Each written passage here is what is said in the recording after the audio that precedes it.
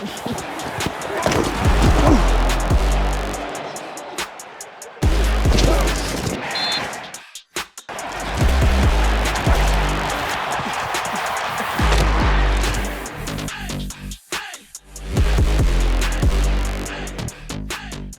back to Huddle Up, our final episode of this season. And with me again is Rob Flock. And our special guest tonight for the final episode of the season is Tyler Emge. Tyler, I got to say a few things about you. You're a linebacker in 2018, two-time All PSAC, team MVP, team captain, most outstanding defensive player, just on a team that was 10-2 in 2017. You've had a good run. Welcome to the show. Appreciate you guys. Looking forward to this. This is a great honor to be on here with you guys. Nice to have you, Tyler. Yeah, we appreciate you coming over. So your first 3 years at Ship, you had a great 4 years there, man. You guys were 6-3, 7-4, 10-2. Um, you know, over those 4 seasons, talk about like the leadership on that team and the guys that you played with, and like what how do you build a winning program like that where you get all those wins? Yeah, I think it starts like with my freshman year. Um, I came in, I had like one goal, and that was just to make the bus. Travel with the guys, being a freshman. Um, and I was pretty honored and fortunate to be able to start as a freshman. And I'll give a lot of those seniors that were on that team a ton of credit because I was 18 years old, 19 years old, coming in completely new to the program, didn't really know what college football is all about, and they kind of welcomed me in and they kind of taught me what being a Red Raider was all about. It was great. Just like on the defensive side of the ball, we had like Cortland Dell was a senior, and he was injured, but he was a guy that like would show up to practice. He had a torn ACL and he had to miss a couple games early on, but like he left sweatier and more tired than we did because he was trying to get back on that field. So he like taught me, led by example, and just taught me what it meant to be especially a linebacker for a Red Raider. He was awesome there. And then just the offense, those guys too, like Dan Wheeler, Sheldon Mayer, like they led by example. They were great leaders and quickly taught me what it meant to be a Red Raider and showed me the way. And it was cool about them. They were all fifth-year seniors, and I'm 18 years old, and they treated me like a brother. So it was great being with those guys, and it kind of, going into my sophomore year, we had high expectations, being 8-3, just missing the PSAC championship game. Slipped up against Kutztown, which still, gets under my skin. But sophomore year, we faced a lot of adversity. Al Holman was the defensive player of the year in the whole conference. He was outstanding. He's another guy that's just like led by example, and he was unbelievable on the field, but like he knew our defense inside and out. And just learning from those guys and just seeing how they prepared. And then I always say, going to my junior year, I was honored to be named a captain by that senior class, being named a captain, because that was honestly the greatest senior class I've ever been involved with.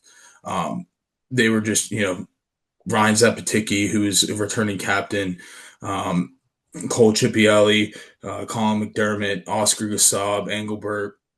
And defensively, you had KT at the corner and Cheatham at the corner, and then Austin Rosenberry. Like those guys, they were a close group. They did everything together, and being named a captain, underclassmen being named captain by those guys was great.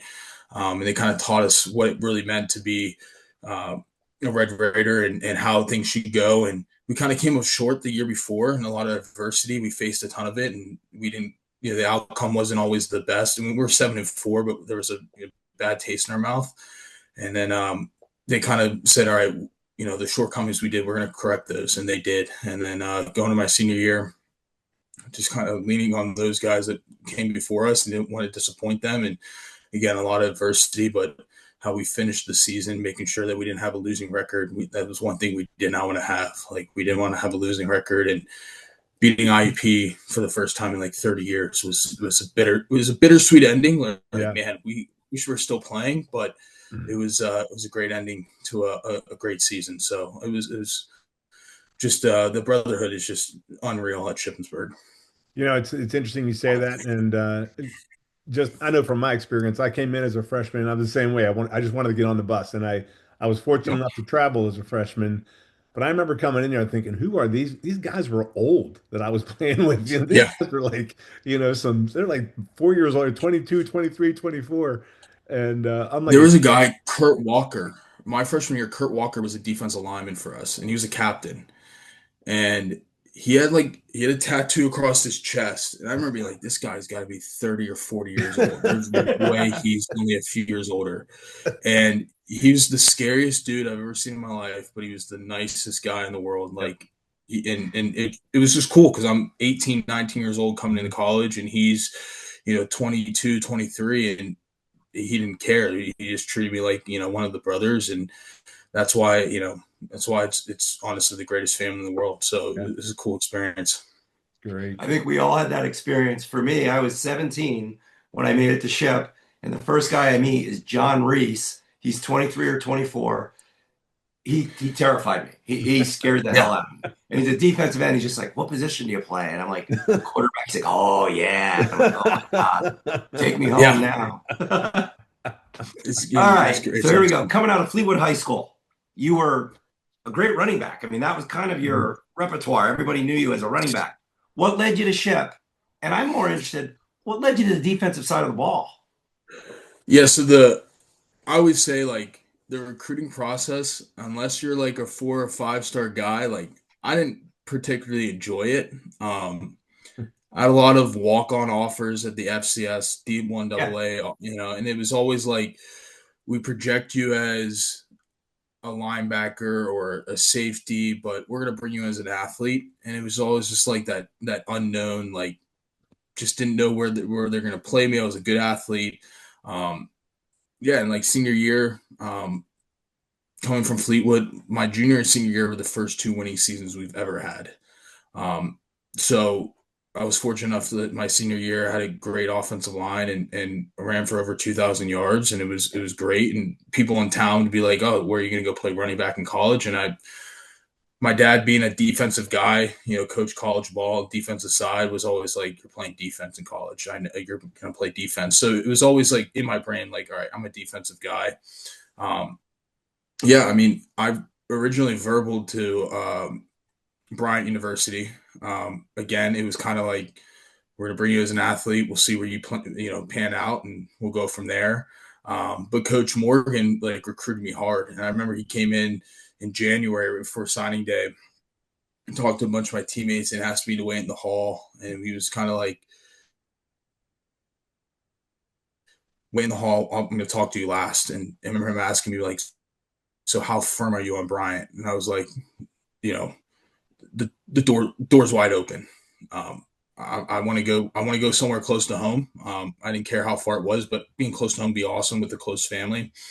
And went home and talked to my dad, and we're like, all right, let's go take a visit. And after the visit, I learned about the family atmosphere and the brotherhood. And I remember originally I didn't get an offer from Ship right away. A lot of guys were like committing during breakfast the next day, and I didn't have it. And I was like, I want to come here. And my dad's like, well, you don't have an offer yet, so you can't commit here. And then sure enough, Coach Mack and Coach Morgan called me 24 hours later, and I was like, yeah, I'm in. Like, sign me up. I'm ready to go. Um, so yeah, I mean, I was 6'1", 200-pound running back, played defense, but really I flourished at running back. But I knew my work ethic and what I can contribute, and I was open to play anywhere. I mean, I long snapped. I was like, if I've long snapping gets me on the field, I'll play long snapper. I don't really care. So yeah, it was a cool process. I don't want to go back to that process. It was a long process. It's like the kind of the fear of the unknown. Where am I going to end up? But it all worked out. It would not change anything. I feel like you are a linebacker. You seem to have a linebacker mentality. For sure. Yeah, Being an for offensive sure. guard, all I ever saw was linebackers. And so Yep. Tony Winter, my roommate in college, Richard Pryor, everybody, there's a mindset. There's a mindset for a linebacker.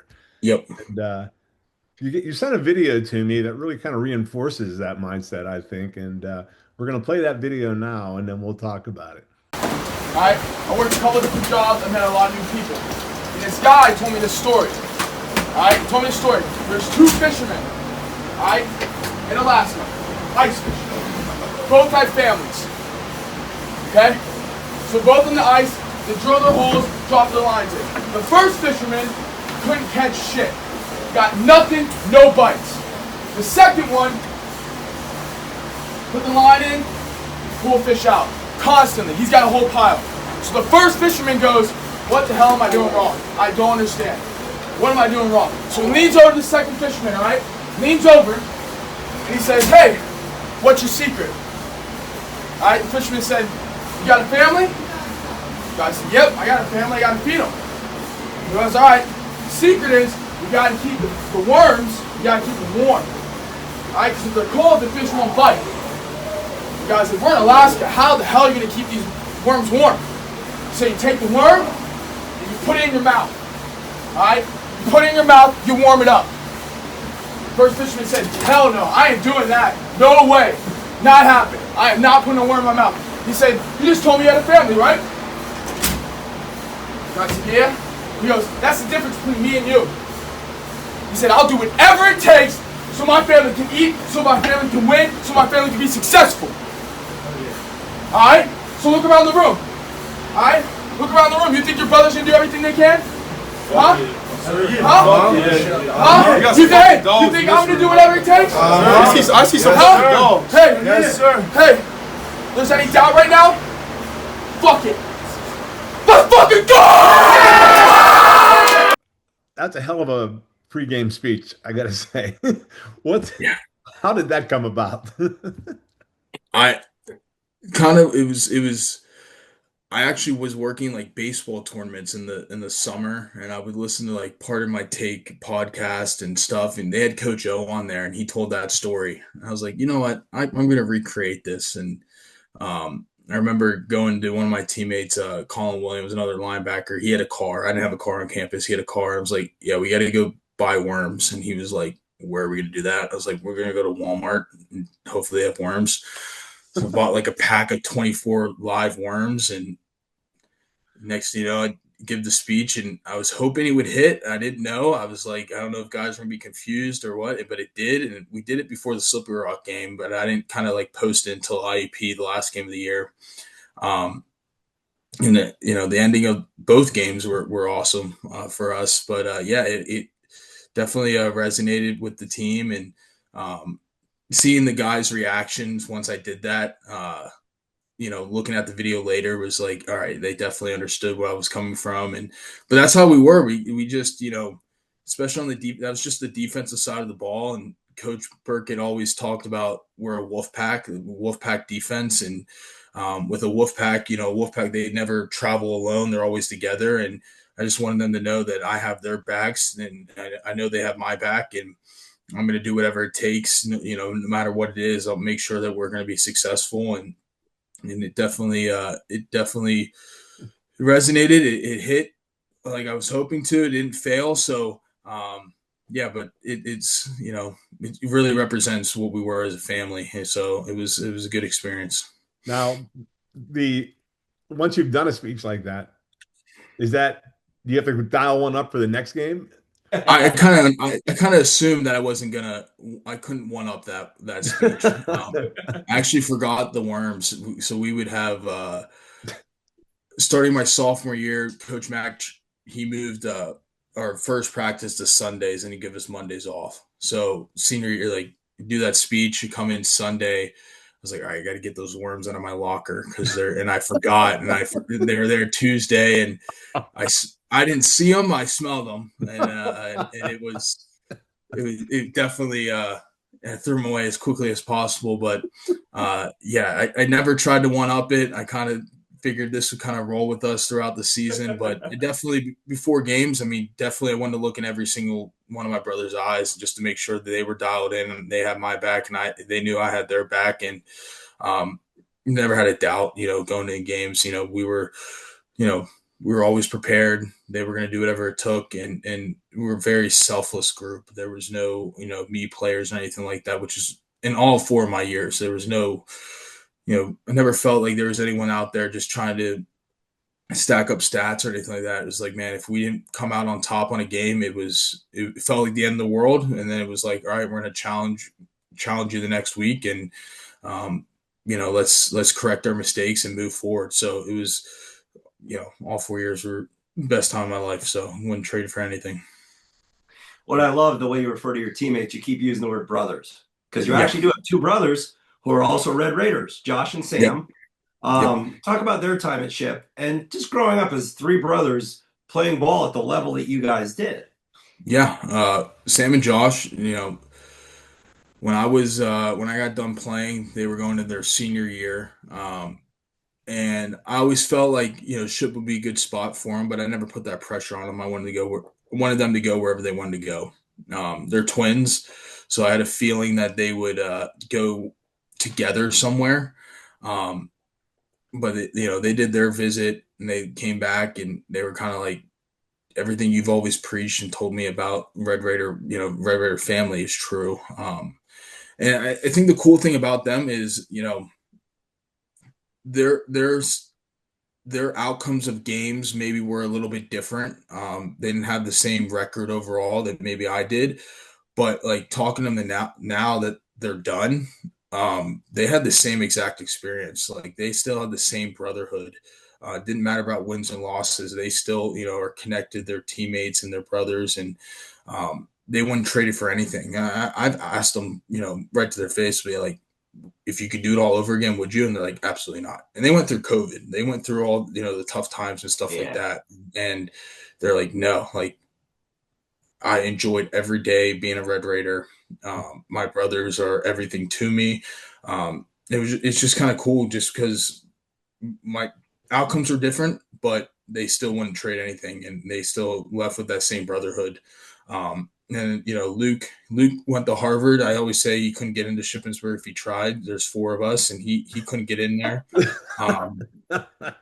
But I always think it's cool though, because I look back, talking to Luke, and he kind of had that same experience at Harvard too. So it's like, what, we all 4 of us, being a big football family, we all left college with a great experience and great brotherhood, and I'm very blessed that we all could experience that because it goes a long way. So it's pretty cool. And your brothers got the chance to play high school ball at Manheim Township, right? Correct. Mark Evans, who there was a Ship connection there because Coach Evans did coach at Ship after he got out of school at Miami. And he's a great coach, and I'm sure they had a wonderful high school experience. But it's pretty cool. Harvard and Ship, 2 phenomenal academic schools. Exactly. We joke around, like Luke's in medical school now, and with my job now, there's some manual labor with Riddell picking up helmets and stuff, and he always jokes I'll bring him along with me because when he was, he has some time off or whatever, he'd come pack with me, and he's like, I never want to touch another bag of helmets ever again in my life. And I'm like, exactly. And I never want to be at in surgery doing anything like that. So it's cool there. But yeah, my brothers absolutely love Manheim Township. Their experience there was unreal. And I'm very fortunate they got to go there and play for Coach Evans because, he treats me like one of his own too. So we're very fortunate with our football family overall. So it's been awesome. Well, Tyler, as a former coach, I have to thank you as a representative for Riddell. You guys saved our butts. Actually, it's this time of year. Seasons are ending. You're showing up, collecting the helmets, collecting all the equipment, getting everything reconditioned. So thank you for what you guys do because it's a pain in the ass. It's a joy. Guys are always wondering, like, how do you do this? And I'm like, I love it. Like, it keeps me active. It's keeps me involved in the game. So it's our honor to do it. So no problem at all. I'm not going to let you slide by without telling us the nickname Coach Evans has for you, by the way. He always calls me Cupcake, so I tell him right back. I'll text him, like, they played Wilson, I think 2 weeks ago. And that was a big rivalry. I learned, growing up in Berks County, it was Wilson football and then everyone else. And when my family moved to Manheim Township, I think Wilson had like a 70 or almost 80 game winning streak against the conference play. And then my brothers were able to, Luke's senior year, finally beat them. They beat them twice. They beat them once in the regular season and once in the playoffs. And so I always try to text them before that game, just be like, good luck, cupcake. And I think gets under his skin, but I'm like, hey, it's a little bit of motivation. So yeah, Coach Evans, he's the man. He does a great job, and he does a lot for that community. So he has a great program. So Tyler, as a defensive back, or a linebacker, I'm sorry, but as a linebacker, you were Coach Burkett was your coach, Yeah, and you played for Coach Mack. How did those two guys influence you? Like, how important were they to you while you were there? Their role. I'll start with Coach Burkett. Coming in, he preaches the Wolfpack defense, and in high school, I think a lot of times it's linebacker position. It's find the ball, get the ball kind of thing. Just go do what you want to. Just go make a tackle, go make a play. And with our Wolfpack defense, it's you have a lot of responsibilities. You have a lot of keys you're reading, and it might not be making the tackle on the play, but you did your job. So it's a lot to learn early on. It can be frustrating for sure because it's like I didn't make. You look back at the stats or something, you're like, I had 2 tackles, but I felt like I did a lot more. But we always preached, like he always preached us, like, hey, you have cut back the quarterback on this play, and they'll run this 9 times, and on the 10th time, that quarterback's going to keep it. He can run for a 70-yard touchdown if you're not doing your responsibility. We also preach to you that military mindset, that we're all in this together. So if one guy was late to meetings or wasn't 5 minutes early or, was late to practice somehow, and as a linebacker core, we kind of, the punishment was we do it all together. So we held each other responsible for, hey, don't let down your brother. Like, let's get this done.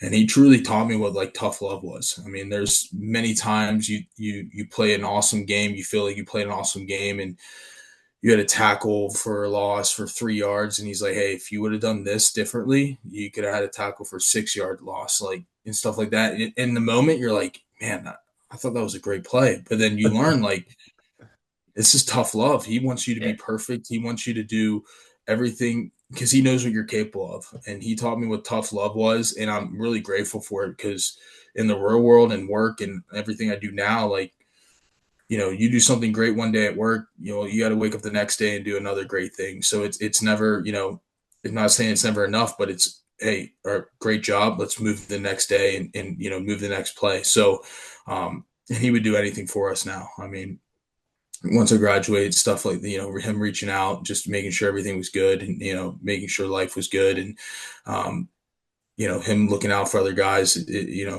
didn't matter what position you played. If you called him and needed something, he was there for you. So he honestly was a great influence and mentor in my life. And then with Coach Mack, like same thing, being a junior and a senior captain, my senior year, I was probably meeting with Coach Mack once or twice a week. And it wasn't planned. It would just be like walk in his office, sit down, and an hour goes by. And we're talking about the game, the previous game, the game coming up, and then we're just talking about life and just, connecting that way. And it's really, it's a great feeling knowing that, the same values you have or the same values your head coach has, just being able to, express concern in a certain way and him listening and we make adjustments and him having my back and I had his back and wouldn't trade for the world. And I know like, I'll text him every once in a while, and he's always there to answer and, going back to games. I haven't been back to any this year, but, previous years going back and, even after a tough loss or a great win, he didn't want to talk about the game. He wanted to talk about what's going on in your life. So Coach Mack's been, honestly like a second father, just, had a great influence on my life and I wouldn't trade for anything. Nice. All right. You already mentioned that after college, you started working with Riddell. We've actually had a couple of our guys. One of my real good friends, Steve Ladio, works with them as well. Steve's the man. He's the man. Yeah, Ladio's awesome. And he talks a lot about it too. And I think he likes the connection. But that's my question. Is it enjoyable to still be engaged with athletics through your profession? Oh, I love it. I wouldn't trade for anything.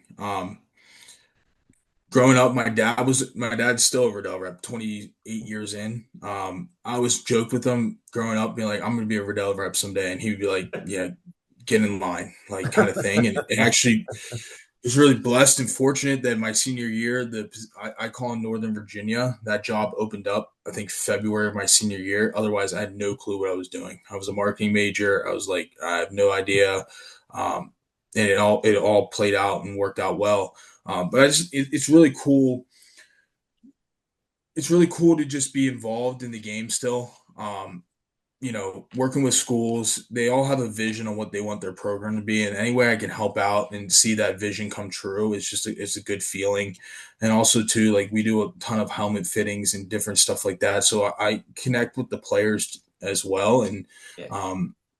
especially nowadays with transfer portal and all the uncertainty in college football, you know D1 or bust is kind of like the whole mindset nowadays. And it's cool to just let them know, like, because the number one question I ask, like, number one question they ask me is like, where'd you play? And I'm like, I went to Shippensburg. They're like, oh, this D2, like that's awesome, like you love it. I was like, wouldn't trade for the world. And just kind of, without knowing too much of their background, just being able to tell them like, hey, what you put in is what you're going to get out of it. Doesn't matter if you're playing D1, D2, D3, or JUCO. Like, it's all great football. It's all you're a part of a small group of people that can play at the next level, and take advantage of it. And it's tough, and recruiting's tough nowadays. And just being able to kind of give them some words of wisdom and connect with them is a great opportunity and experience for me. Because I know a lot of them, they think, oh, if I'm not going D1, that's not good enough. And it's like, no, I'm telling you, it's a business. At the end of the day, you go to college, and I'm telling you, they're all operating the same way. It doesn't matter if you're at Alabama or Shippensburg. Like, you have a schedule, you have a job, and you're there to win games and work and become better people at the end of the day. So, it's an awesome experience, awesome job, and keeps me involved in the game. Otherwise, I'd love to be coaching, but working with all the schools I work with, I would feel guilty picking one school to coach at than others. So it's awesome. It's an awesome job. And I know, like, being able to connect with Eladio, we were in Chicago for work at our national sales meeting, and I think we went to dinner the one night, and I think we talked like an hour just about Shippensburg football. So that's why I also say, like, it's the greatest family in the world, because we still have all those connections. I know last year I went down. We have our Virginia athletic directors conference, and I'm setting up our booth, and I turn around, and Doug Resitar's there, and I'm like, he comes up to me and he's like, I don't know if you know me. I'm like, I know who you are. And it's like, just the family brotherhood, just it doesn't just stop in the 4 years or 5 years you're playing there. It's a connection you have for the rest of your life at all different ages. So it's pretty cool. It's a pretty cool experience. Well, Tyler, just so you know, he took a picture. I don't know if you realize that, but he sent that to us on our thread. He's I there selling believe scoreboards, and you're selling your helmets. It was pretty good. Yeah, it was cool. Small world. We set up our booths, and like we're right across from each other. So it was. And I remember, like, we were talking ship football, and I'm like, I probably should get back to our booth and do my job or whatever it is. But no, it's awesome just to see all the connections. And I know, like, even like the weddings I've gone to, like I was at Luke Durkin and Ali Prabula's wedding, and I think her dad played at Ship as well, or there's some connection there. And Yeah, Tad was my receiver. all the guys I played with are then chatting it up and talking it up with all the guys that played before us, and it's just like, oh, this is so natural. It's just great brotherhood. So it's That's pretty awesome. It's just awesome. Yeah, it is. It's a great experience, that's for sure. Good years. Absolutely.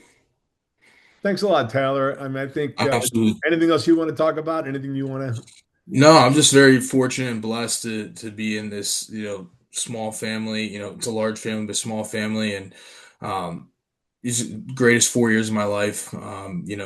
Being able to, and I always say too, like, the great thing about it is the brotherhood we have, but at the same time, like, just got engaged this summer, and I met Ange at Shippensburg, and just the connections you build going to Shippensburg is awesome. So wouldn't trade it for anything. I still follow every game as close as I can, and very blessed and fortunate to be a part of the Red Raider family. So I appreciate all you guys do. This is great stuff, and keeping everyone connected. And any way I can ever help you guys, just let me know. So appreciate you guys. Well, congratulations on the engagement, and good luck, brother. Appreciate it. Thank you so much. Thanks. Appreciate it, Tyler. Thank you.